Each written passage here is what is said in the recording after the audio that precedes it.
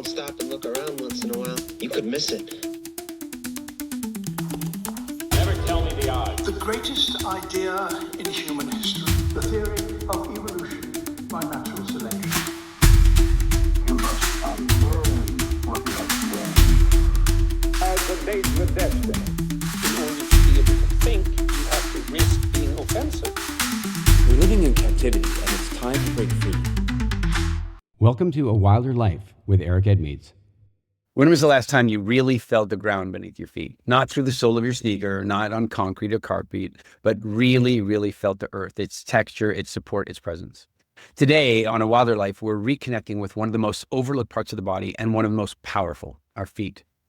My guest today is Dr. Emily Splichal, a global pioneer in barefoot science and sensory-based movement. She's the founder of the EBFA Global and Naboso Technology, and her work is radically reshaping how we think about posture, pain, performance, and of course, personal power. Because this isn't just about walking barefoot, it's about reclaiming how we were meant to move. It's about emotional regulation, nervous system health, confidence, and freedom, starting from the ground up. And as somebody who lives the vast majority of my life barefoot, I am super excited about this conversation. Emily, thank you so much for being on A Wilder Life. Welcome to the show. Of course. Thank you so much. I'm excited to have a conversation.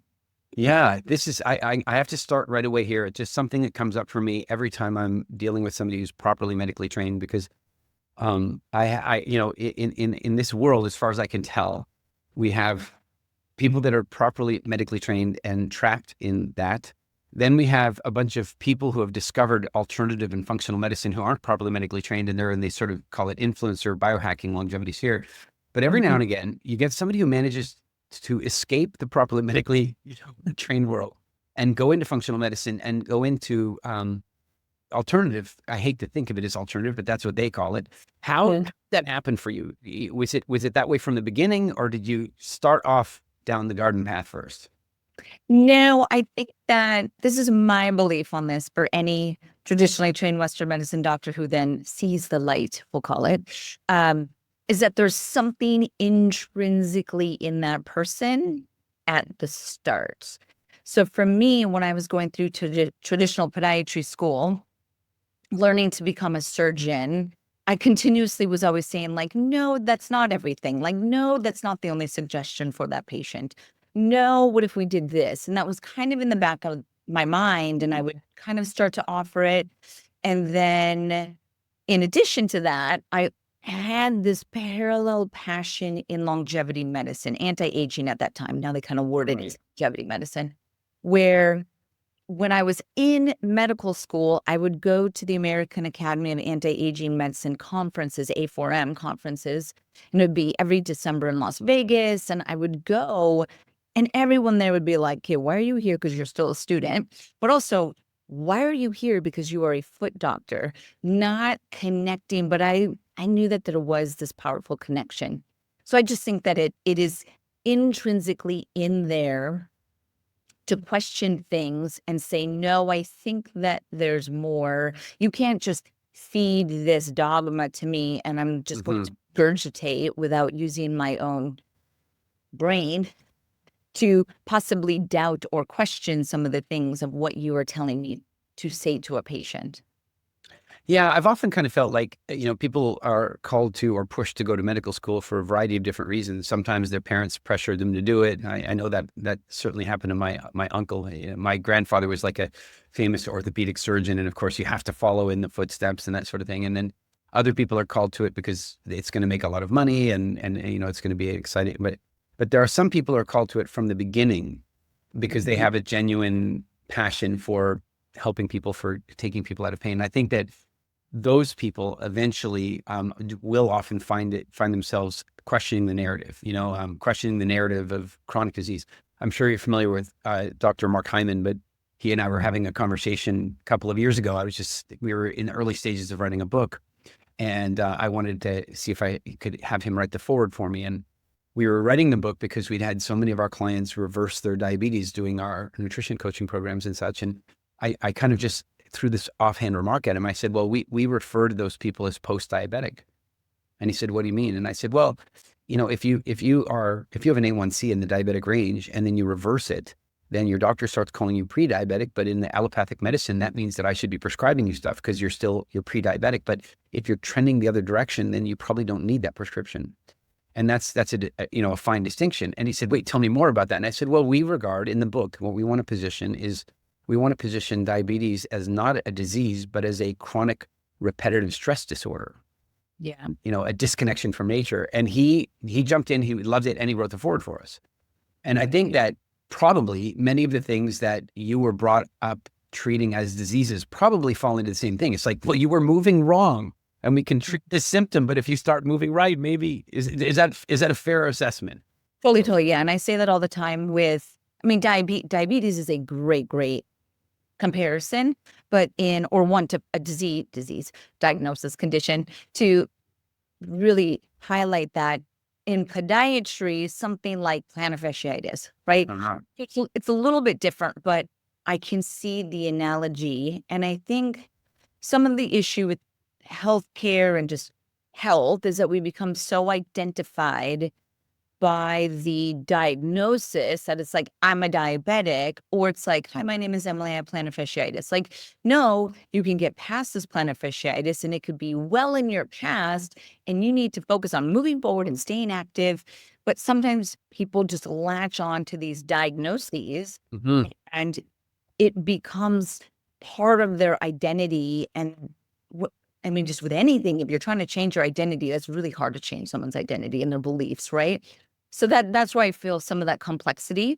But I agree 100% with you that if you're changing the way that your body is navigating glycemic control, then yeah, put it in the past and you are post-diabetic and you are moving forward with less stress on the system. Absolutely. Yeah. And then, of course, the other side is that if you were once type 2 and you've recovered fully, we still want you to think of yourself as post-diabetic, not cured, because you still have a propensity. Like if you go back to doing that stuff that created the first time, it's gonna happen again quick, right? Yes. On that one real quick. So that's where my role as a clinician, that's why I educate. So I actually consider myself an educator versus a healer. And this is very important. So when I'm interacting with a patient, I'm continuously educating them to empower them so they understand when their body starts to talk to them that they know what to do to mitigate the whatever presentation it was, the Achilles, the plantar fascia, whatever musculoskeletal presentation. So they are empowered to do it without me 5 years later if it starts to talk to them again. And that's kind of what you're saying as well, is we need to understand our body and the triggers and the subtle signs, and then be empowered to take it upon ourselves to then take those healthy decisions to then mitigate it. I really like that. I often think that a really effective health practitioner of any kind is, in a sense, running a translation service. It's like you're saying, your body is saying this to you, but that's not really what it means. You are presenting with pain in your lower back here, so you think you have a bad lower back. But the truth is, it may well be that you have a super strong lower back that's taking on this workload because you've got this dysfunction in your right foot. I'm making it up now, but you understand. Yeah. And I think that role of education translation is pretty important. So let's do it. Let's talk about feet. This is dining room topic conversation right here. Totally. Everyone loves to talk about feet. And the crazy thing is, they are quite literally the foundation. They support us, they transport us, they communicate with us. So, what do we need to know about our feet that's going to make things better? Yeah, so I do love talking about feet. Our feet are our body's foundation, which you alluded to in the introduction. And that's biomechanically. So you could think of it first biomechanically. That's the way that most people think about their feet. Yeah. That's the traditional podiatry way. That's what I learned in school. It was very much bones and joints and mechanics. So if you have this biomechanical foundation, which has a posture, so your feet have a posture, and that posture then influences the rest of your skeletal alignment or posture, the rest of your body, kind of like the foundation of a building. If it's not stable, the building won't be stable. That's one way. The other way that our feet are so important, and I would probably argue more so important, is through the fascial connections. And fascia is a connective tissue spider web that runs throughout the body. And fascia that interconnects different areas of the body is there for a stabilization reason. Like it's sensory, but it's sensory stimulation allows us to stand on our feet upright in gravity and to relate to every step that we're taking. So these fascial pathways that run from our feet to our pelvic floor, to our diaphragm, to our tongue, radiates out from there is really, really important to how we stand, walk, balance, move, etc. And then the last way that's really, really fascinating is the sensorial. This is the skin in the bottom of the feet, and that is packed with thousands of special nerves. They're touch nerves, and they talk to the brain. They wake up muscles. They stimulate that fascial line. They can stimulate cognitive and emotional regulation. They can stimulate perceptions of safety. And all of that, the fascial connection and the sensorial connection was not taught in school to me. That I learned outside. And that's why when I see patients or I get inquired as far as like patient care, people are like, tell me someone in New York, tell me someone in LA, tell me someone in London. Like they want someone who understands this fascial and sensorial. And I'm like, it's not taught. Sadly, it's not taught in traditional podiatry school. Yeah, I got a crash course in it because lucky enough for me, I've been living in the Dominican Republic for a number of years, and one of my neighbors is a Olympic medalist. And in his training, one of the doctors that he worked with worked specifically with resistant stretching, designed to kind of, as therapy for fascia. And that was the first time I'd really given fascia any thought. You're talking about, holding you together, communicating through your body. I mean, it's super important and yet barely discussed. In a practical sense, we've got our average person living their modern life, wearing their modern shoes, with a modern disconnection from their sensory inputs and so forth. What do you recommend to people? Like, hey, you want to have a better relationship with your feet. Where do they start? Totally. So take off those shoes. That's the first step. So get out of the structure. There you go. I love that you're barefoot. I'm barefoot too. Take off your supportive shoes, your cushioned shoes. I would even argue take off your socks because that is a sensory barrier as well. Yeah. So you are trying to really expose the foot and to feel the ground and feel your feet. Now, if you just do that and you're like, okay, I'm feeling my feet, right? It's actually a little bit harder than that.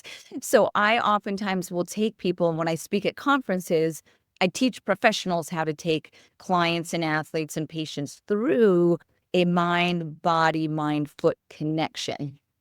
Where if you just stand and, a person could shut their eyes if they want, but they want to really just feel where pressure is under their feet. Like if we just sit and we're kind of sitting passive in gravity, you have pressure. Every single listener has a very unique pressure distribution. Where you put pressure under your feet is very different than what I do for, my daughter, etc. So the more that you can connect to that, and I just want people to feel where they are putting passive pressure. Is it symmetrical? Like, do you actually more pressure on your left foot than your right foot? Well, that says something. That's starting to tell me as a clinician and the detective to understand the way that your body is going to talk to gravity and navigate your posture and movement. So by connecting to that, you can then feel how it talks higher up in the body, like the lower back that you mentioned, the hips, up to the neck, even the shoulder, right? Everything, the jaw, everything is affected from our feet. And I teach people how to find a neutral foot, like how to set their base. That's what I call it. So when we set our base and we are essentially filling our tripod, spreading our toes, externally rotating our hips. So we're just kind of like lifting the arch and then connecting our toes to the ground. That would be like a textbook neutral foot that you want to be in. That would be a stable foundation. And then I just want people to feel what that feels like to the rest of their body. That's how I start this whole journey, is that you have to have awareness. If you don't have awareness of your feet and the ground and your body and your movement, you are disconnected. And can you move? Sure. But you are moving in this completely disconnected state, which I believe and I wrote about in my latest book, is what's contributing to a lot of the musculoskeletal cognitive decline and emotional dysregulation is I think people are just disconnected from their physical body, and a lot of it starts with the feet. I've had two really interesting experiences of this in my life. Some 30 years ago when I was sort of playing around with a variety of different martial arts, I was testing different ones to sort of settle into what I thought I wanted to do. And so I spent about 6 months doing Tai Chi and some Qigong. And one of the instructors that I worked with was a Korean military guy, and had been teaching Taekwondo for many years and so on. And he wanted to teach us just basic stance. And he did this thing with us where it was like we had to stand completely barefoot on a wooden floor. So, it wasn't forgiving. It really let us feel the points of contact. And then we had to close our eyes. And I think we were like that for 40 minutes. Like it was like 40 minutes. And it's funny because in the first 5 minutes, you're like, my feet are on the ground. But in the second 5 minutes, you're like, the ball of my feet on one side is getting a lot of pressure, and on the other side, it really, and then around about about half an hour in, he would come along and he would just give you a little push, just a little push, just to see how grounded and centered you are. And then immediately, in a way that I don't think I'd ever really appreciated in my life, I felt exactly how my feet operate on the floor, but how my body compensated for the change. That really, I think that was the first time I actually started having an awareness of foot strike, and making sure that I was conscious of the way I was. One of the things that inspired me to live so much of my life barefoot. Mm-hmm. I think that what you are describing, I absolutely love it. Actually, gives me goosebumps because it's like I'm so passionate about body connection. Is that should be taught in schools? They don't have to sit there for 40 minutes. Yeah. Little kids, but something I truly believe as just have taught group exercise. I've seen large groups of people moving, and then I have a daughter who's 5, so I see kids moving. People have such poor movement awareness that I feel that it should be mandatory that children have to learn dance and a martial art and feel barefoot and be guided to just kind of feel that subtlety and that shift of their center of mass. Now, granted, at a young age, you don't have the movement literacy, they wouldn't understand deeper what they were trying to learn in that moment, right? Because it's a lot of mirroring. But I think that that's so powerful, and that will forever follow you through your adulthood, is that high perception of the subtlety of your feet, how it translates to the rest of the body, and then your center of mass, and how you're essentially talking to gravity. I love that. You just reminded me of something else. I remember reading years ago that one of the sport that has the least level of long-term injury in terms of, and sport's a funny word for it, but ballet. They are so conscious of foot placement and landing and so on. And then I was reading about an NFL player who had one of the best strongmen, he'd had or Ironman, whatever they call it. He'd had the most consecutive games without getting injured and so on. And then it turned out he'd been receiving ballet coaching. And part of it was that, these guys go barreling down and they're heavy, right? And they go barreling down, throw the pass, jump up, and they bam, land on their legs heavy. And what he was then taught how to do is to land on the fronts of his feet, absorb through the feet, and so not shock out the skeletal system. And so when you say that about okay, kids don't understand the biomechanics and all that stuff, but balance, coordination, I think that so much more movement. In fact, Emily, I was at Burning Man. I'd never been before, and I felt called to check it out. Yeah. It was fantastic, I have to say. Not so far away from where you are compared to where I'm now. Yeah. But I'm riding my e-bike down one of these streets. And of course, we'd had a lot of mud and stuff. So the streets had turned into sort of a very firm concrete with bumps, and it was really hardcore. Mm-hmm. And I'm driving along at quite speed, more than I should have been responsibly. And my wheel hit a bump, and so I ended up doing a bit of a wheelie, and then the wheel separated from the fork. Oh my gosh. And the wheel went one way and the fork came down, and I'm at speed. I hit the ground. I'm rolling over several times, like, full, like major wipeout. Everybody comes running over because they're pretty sure a funeral is going to be required. And I just jumped up to my feet, picked up my bike, started putting the wheel back on. Everybody's like, slow down, dude, take it easy. And I literally had a little bit of a skinned knee and not even a bruise. Like I had nothing. And the reason I mention this is that I've had a few tumbles like this in my life, but I'm 55 years old. I should have a bruise.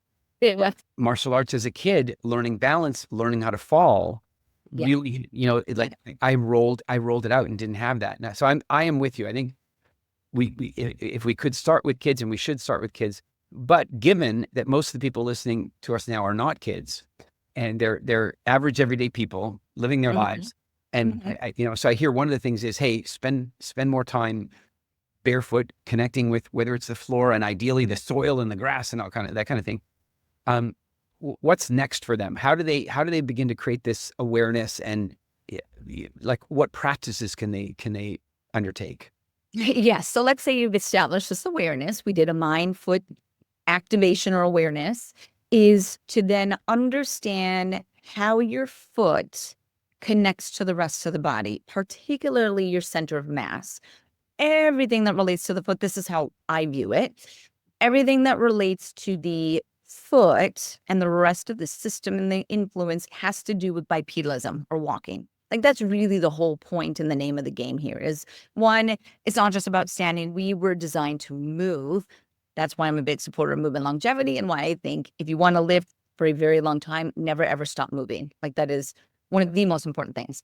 But so when we think about walking and movement and how it relates to the foot, is we have this gravity and transfer of energy. That's what's coming from the ground, which means you have to be stable. That's the whole point here. So you have to be stable, like your center of mass or has to be stable. So think of it the way, like let's say you're flying and you have to get your luggage and you're going to pick up your luggage off of the carousel or whatever, right? You're going to hopefully engage your core and then pick up your heavy luggage, right? So it's stable core equals protection and then also strength for things. So when we are on our feet and walking, that same stable or stability for power and strength has to talk to and connect with the only contact point between the body and the ground, which is the foot. So you have a ground contact and you have a center of mass contact. They have to talk to each other. That is your next step. The way that you tap into how they talk to each other is through your toes. And I don't know if a lot of people know this, that they don't realize that the power, the hidden power of the foot is in your toes. And what your toes do is they grip the ground or they anchor. The anchor activates the connection. And the way that I teach this for people, either you could do it through short foot, which I can talk about if you want. You can Google short foot and find many, many, many things around short foot. But I like to initially introduce it through what's called forward lean. And forward lean is an exercise or an activation where you stand with your feet shoulder width apart. You set your base the way that I spoke about earlier. Yeah. Lift toes, find tripod, spread toes, slight rotate to lift the arch. Okay, great, you're stable. Now you're going to imagine that you are standing nice, tall, stiff as a board. Stay tall, stiff as a board, and you're ever so slightly going to lean your body forward. Come back vertical. And then you lean forward and you go vertical.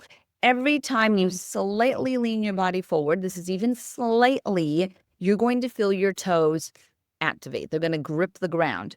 This is tapping into a postural reflex in your nervous system. So I don't even have to say anything about the feet or the toes. I just tell you to lean your body forward and it will happen reflexively. That action, so this is really important. I want the person doing it to get the sensation, right? So, okay, my toe, just the tips of my toes are anchoring down. I'm not curling in. It's not like I'm doing a towel crunch or like I'm a monkey making a fist. I don't know if you can make the analogies, but you are lengthening and then you're anchoring the tips of the toes down. That's the it's not curling them. It's right. Kind of pressing them in. Yes, this is a very, very, very important distinction. So you're doing that. Okay, so you know the sensation. So now can you do it without leaning your body forward? So can you just stand there, align your body the way that you want, and activate? Doing it right now. Yeah, boom. Yeah, you can do it seated as well, right? Boom, I got it, right? So then what you want to do, and how I teach it in layers, is that's the action. Now, every time you do that, exhale, because your toes connect to your diaphragm.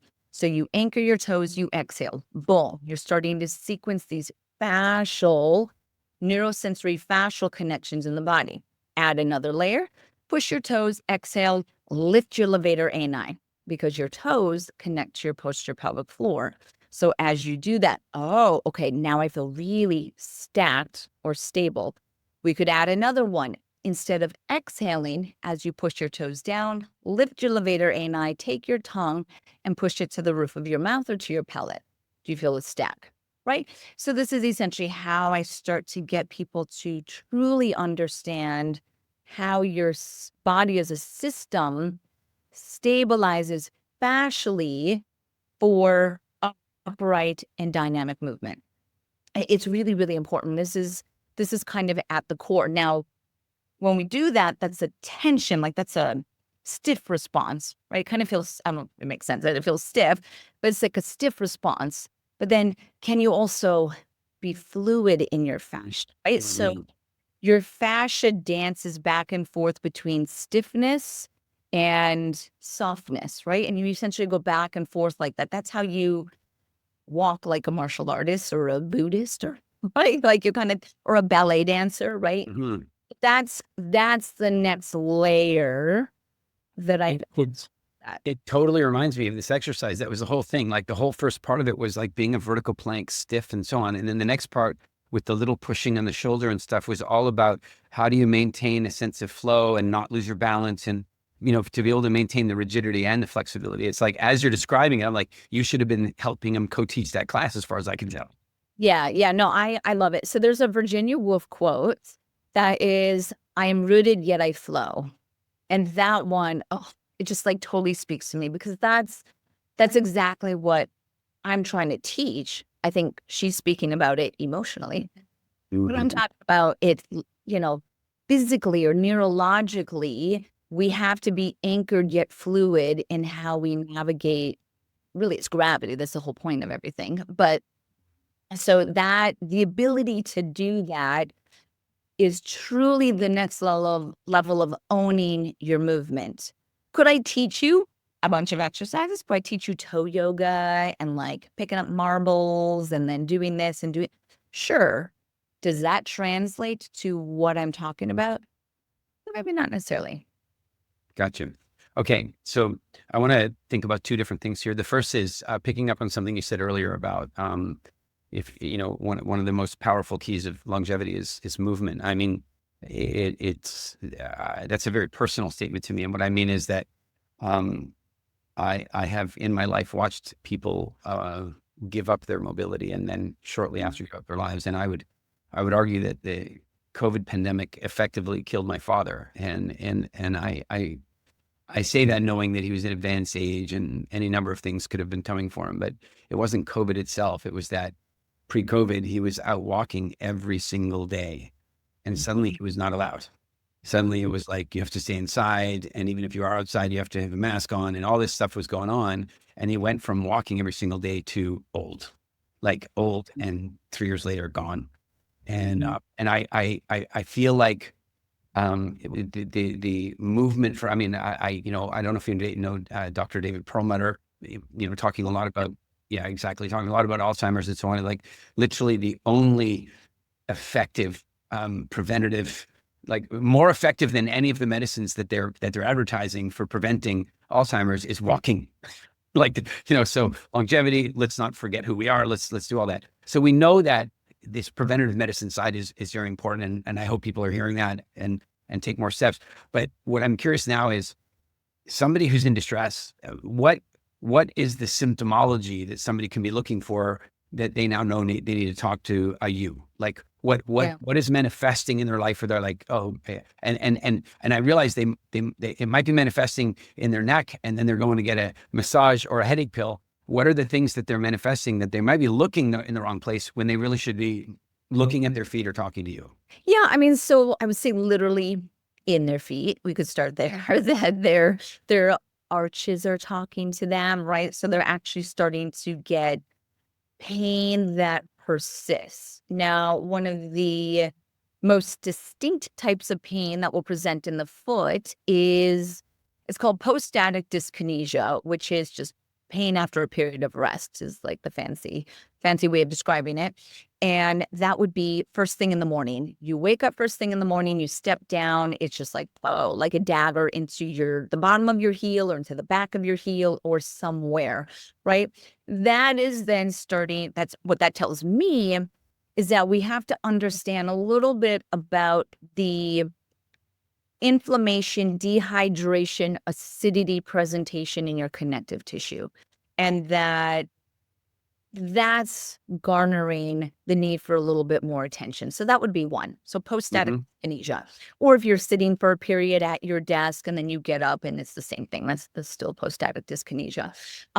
If you have something that's been presenting for more than 6 months, that would be another one. Again, this is anywhere in the body, but the longer that you have an area of the body connective tissue, so tendon or ligament, that is talking to you. I'm trying to keep it a little bit vague because everyone's experience is a little bit different.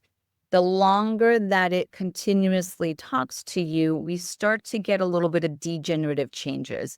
And that's where I like to think about things because I do a lot of regenerative medicine in my practice.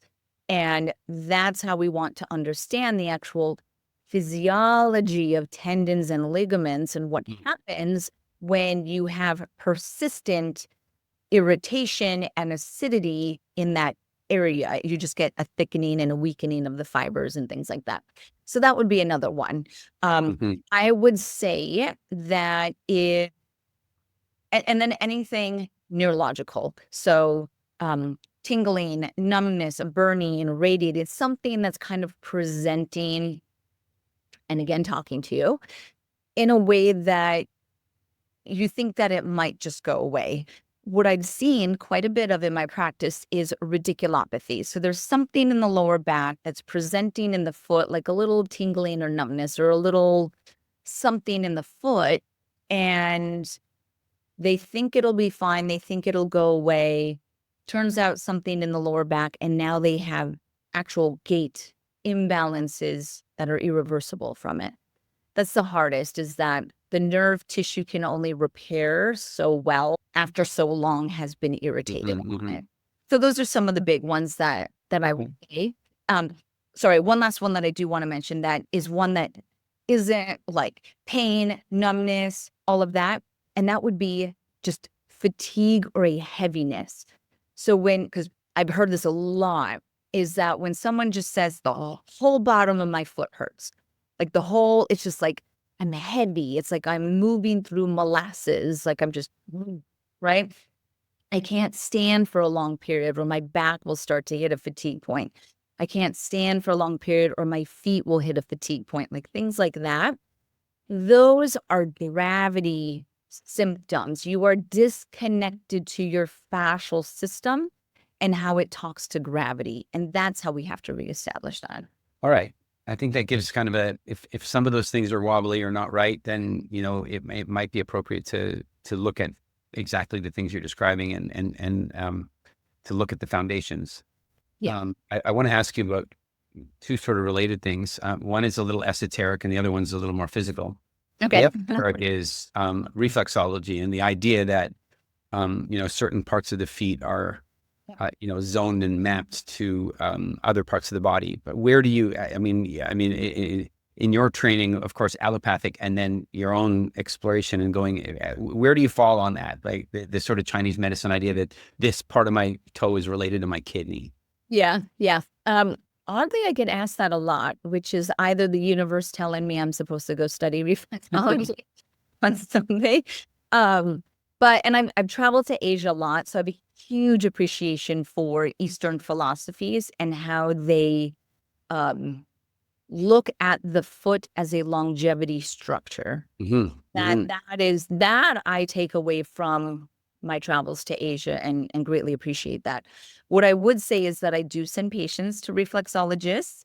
I actually have a reflexologist who's coming to my office this week to try to like collaborate on it. So I'm very open to it, to reflexology. Again, not trained in it, so I'm not going to say, one way or another. Similar with the acupuncture. So I'm a big supporter of acupuncture, and I will send a lot of patients to that as well as a method to work kind of synergistically from that Eastern philosophy into this healing journey that they're in. I'll tell you where the question comes from, because of course, obviously I've seen the foot charts and the claims and all that kind of stuff, but I know that I've had a couple of experiences. One in particular that stands to mind is I'm in Thailand, and I'm at a reflexology center, like proper massage center, and of course they have all the maps on the floor, on the walls and stuff, but they take out their little pen thing and they're digging into different parts of the feet. And I happen to know, I don't really I have a, let's say, sporadic relationship with sugars. There are times where I eat none, and then there are times where I eat quite a lot. It's part of Wild Fit and this sort of seasonal approach. But I know that I'd been on vacation and I'd gone further with sugar than I normally would. So likely I'm having the effects of that in my body. And then he's like, and boom, and he hits this one spot on my foot, and it's like, ow, what the hell? And he goes, your pancreas is pissed off. You've been eating too much sugar. Okay, there's that old marketing thing. If you can describe the problem better than the patient, they'll assume you have the solution.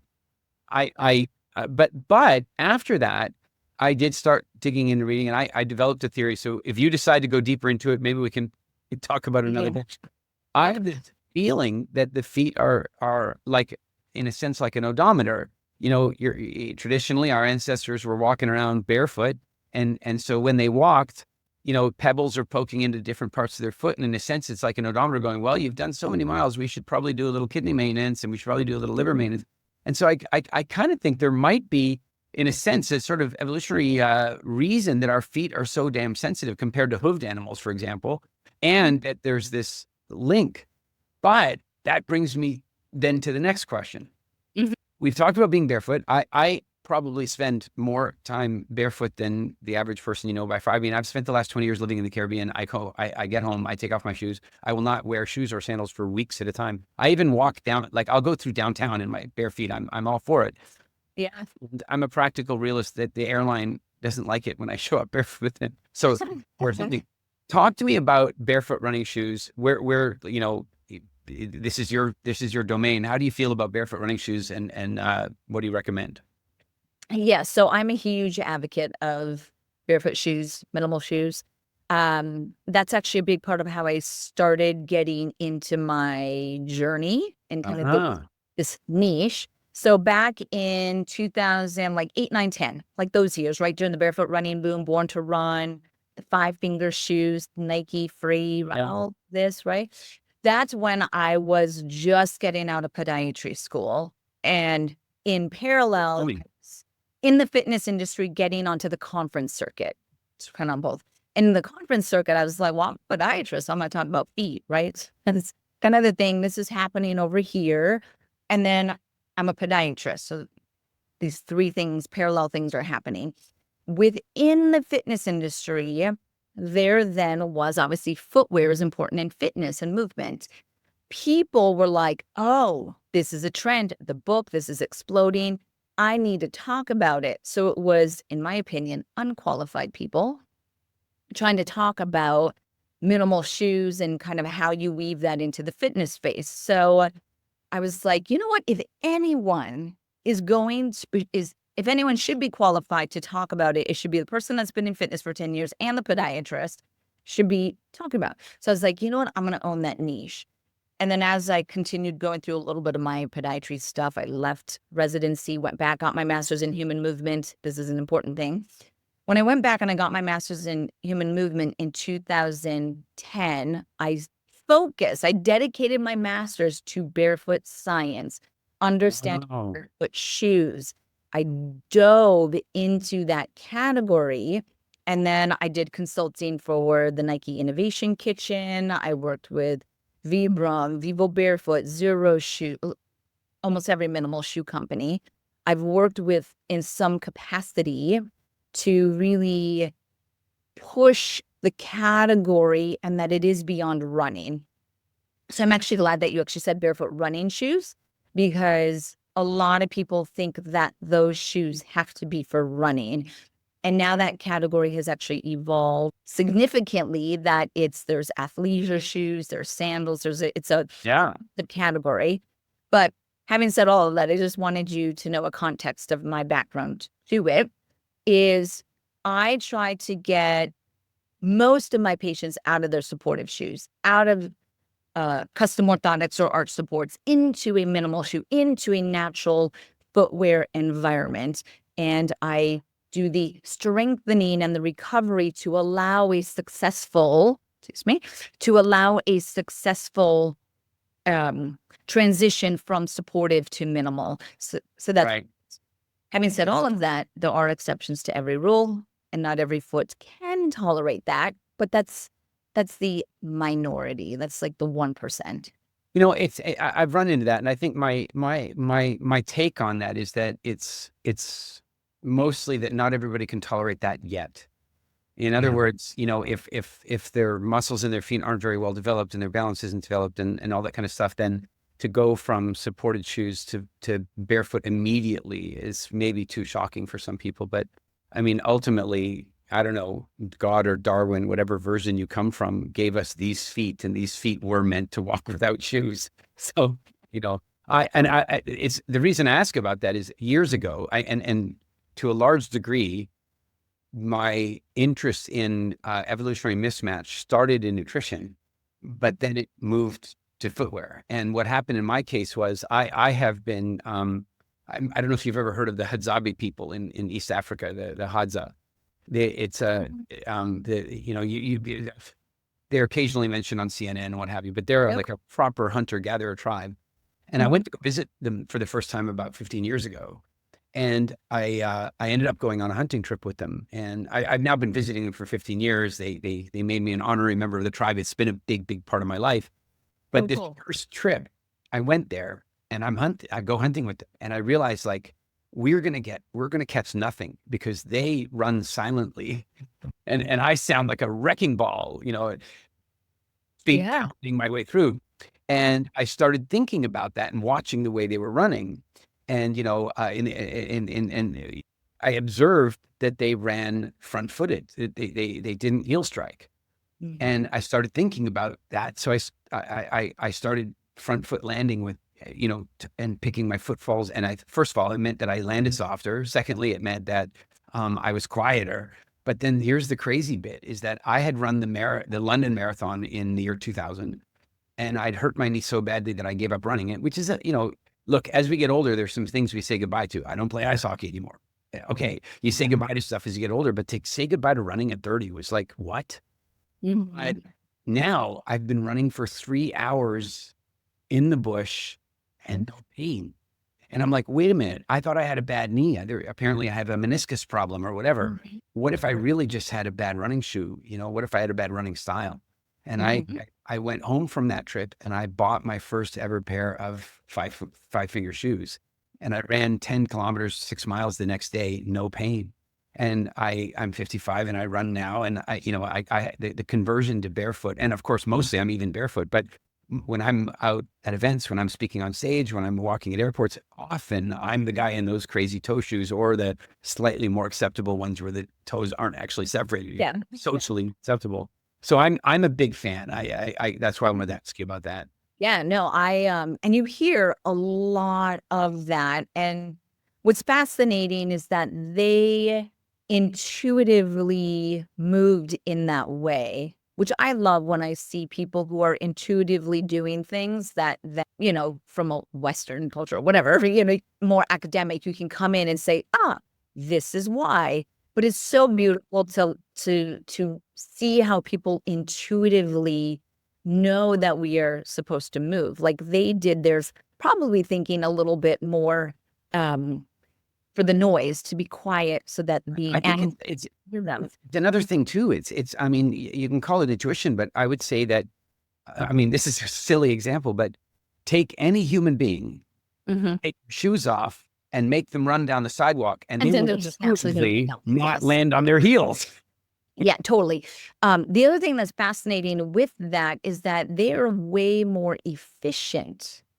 So then they would just be like, oh, I could do it for 3 hours now versus like after an hour being like, okay, I was doing this in a high energy expenditure way. So You're totally on. I Yeah. will tell you, I showed up there, I've been there. I showed up there once for an embedded stay. So I was going to be with them for a week or 10 days or something. And no food.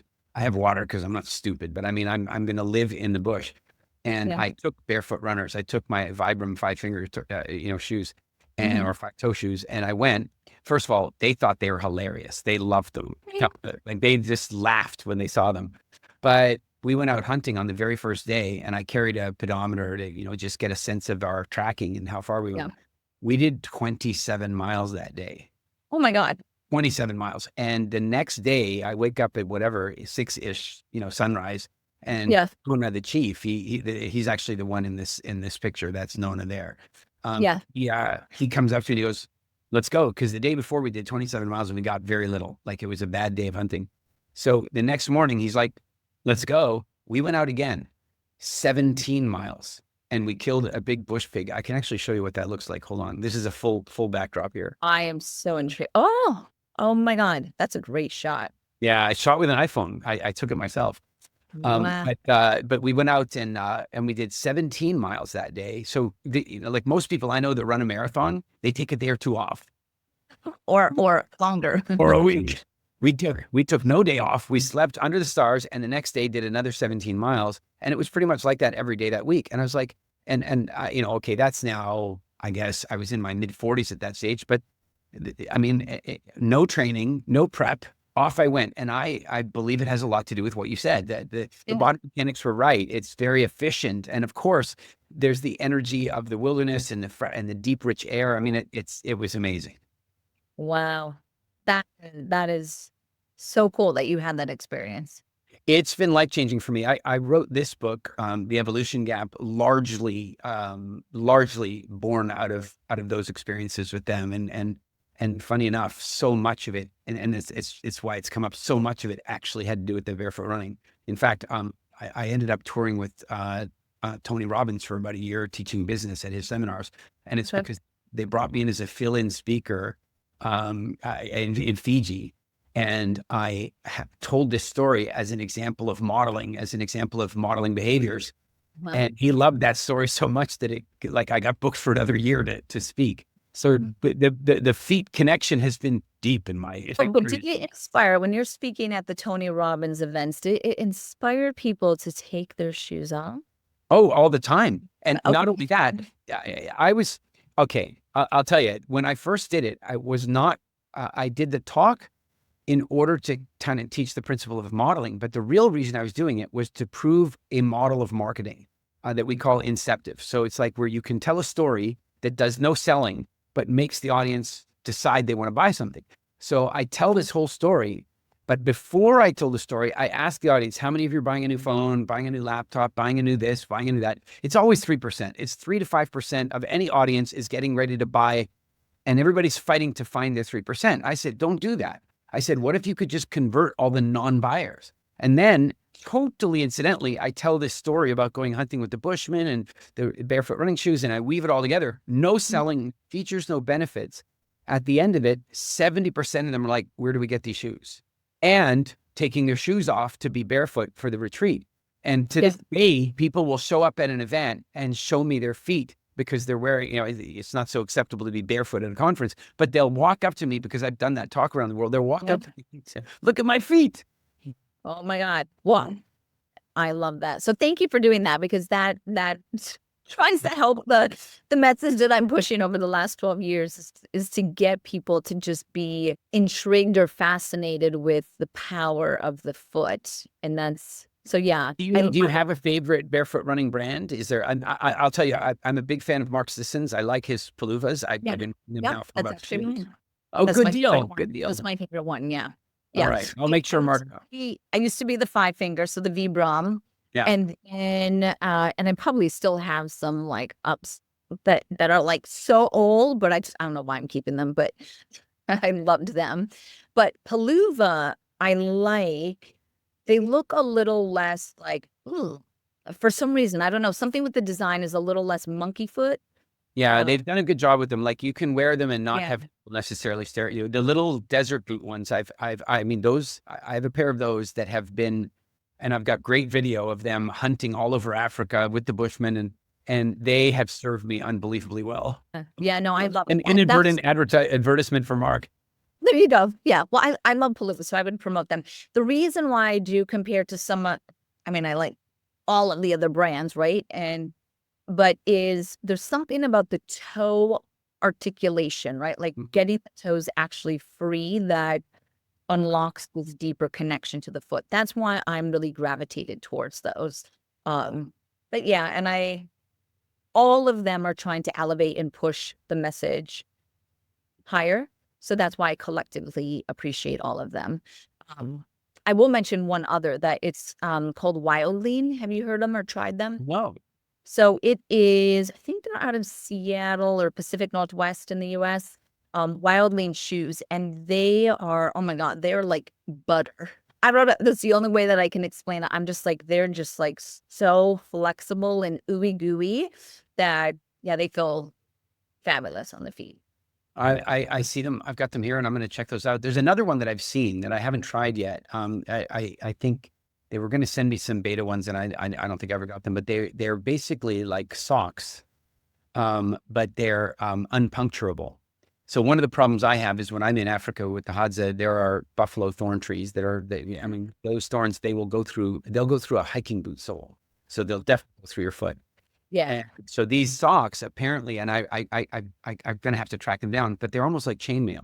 So when you're running, they won't let anything puncture through them. They'll bruise you, but it won't puncture you. And I've always wanted to try those, but so far I'll stick with my Paluvas. I've seen those also. I haven't tried them, but Wow. Well, listen, Emily, I've really enjoyed this a great deal. I really love, for me, the longevity space, frankly, is super, super exciting, but it's also, in my opinion, let's say it's not free of the same type of influence that's destroyed allopathic medicine in my mind. And what I mean by that is that consumers are so interested in shortcuts that longevity science has come along and it's like, oh, I can take this peptide to solve my weight problem. Like, well, you could eat a steak and produce that peptide for yourself, frankly.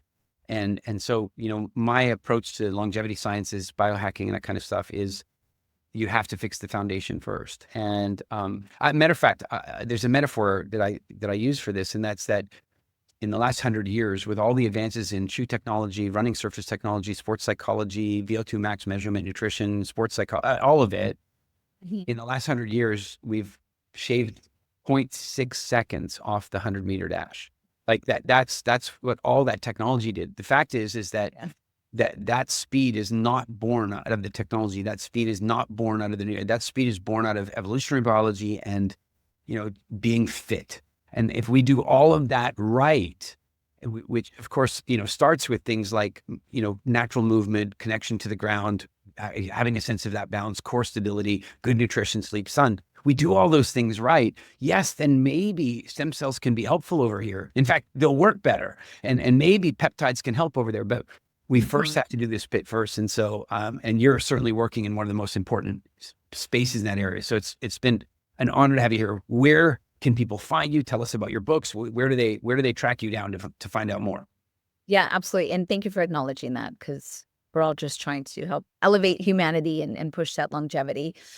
So two of my books, as you had asked, that first book is called Barefoot Strong. This is available on Amazon all around the world. Quick, easy, powerful read for people to begin to explore the sensory side of their feet and how it taps into movement and longevity. Second book that I launched a couple months ago is called Sensory Sapiens, and that is looking at us as sensory beings. I truly believe that everything begins with sensory stimulation, and our relationship to sensory stimulation, both externally and internally. And then how do we use that for mood, memory, and movement? So that kind of feeds into it to unlock longevity. Those are my books available on Amazon. obviously all around the world. My practice is my name. So dremelysplichal.com is my name. I see patients virtually all around the world.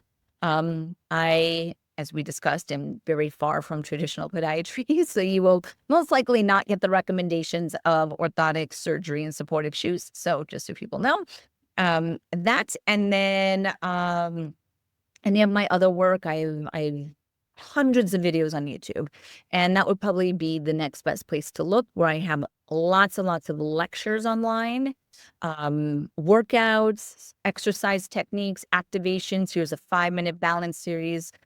As we mentioned earlier, I'm about educating.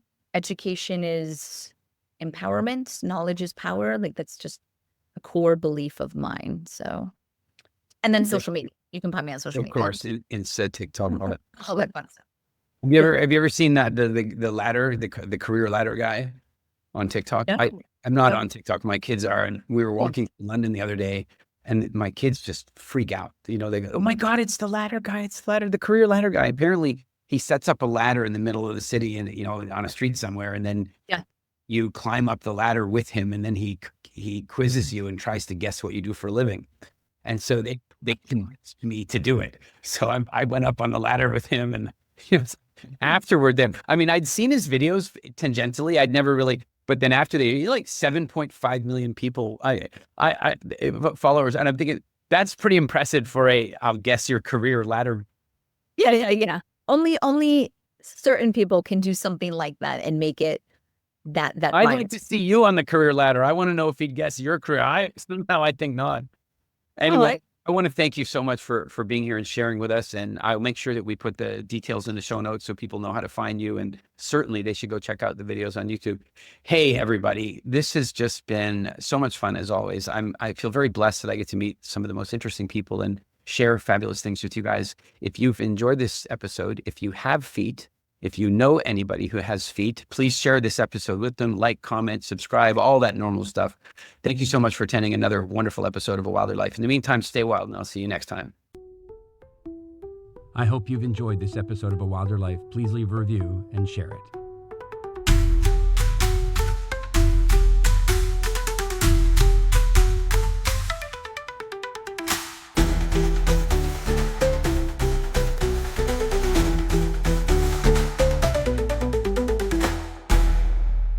A Wilder Life with Eric Edmeades.